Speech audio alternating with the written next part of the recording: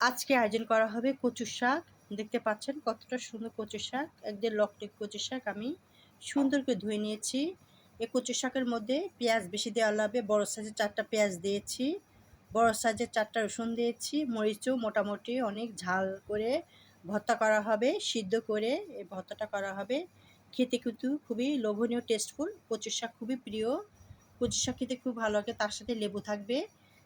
কম বেশি সবাই কিন্তু কচু শাক খুবই পছন্দ করেন। এমন কেউ নেই যে পছন্দ করে না।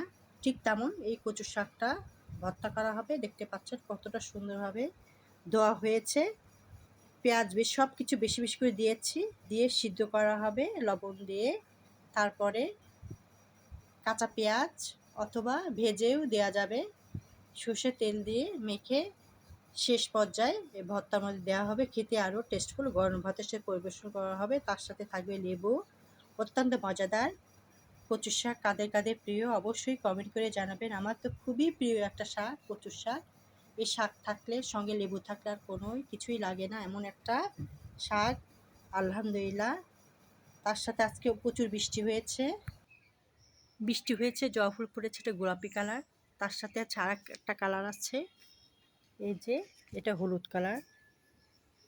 আরও হয়েছে লাল কালার। তার সাথে আছে রঙ্গন, লাল টুকটো রঙের। তার সাথে আছে মেজিকার পট্টলিকা। তার সাথে আছে পিস লিলি। খুবই সুন্দর লাগে এই গাছগুলি। মাশাআল্লাহ বৃষ্টি হয়েছে, ওই গাছগুলো কিন্তু সৌন্দর্য বাড়িয়ে দিয়েছে। প্রতিটা গাছে ফোঁটা ফোঁটা পানি, সেজন্য খুবই ভালো লাগছে গাছগুলি। তার সাথে আছে লাল টুকটুকে জবা ফুল। লাল টুকটুকে জবা ফুল সঙ্গে কলিও আছে। দেখতে পাচ্ছেন অপরাজিতা ফুল ফুটেছে, অনেকগুলো হয়েছে, কলি আছে।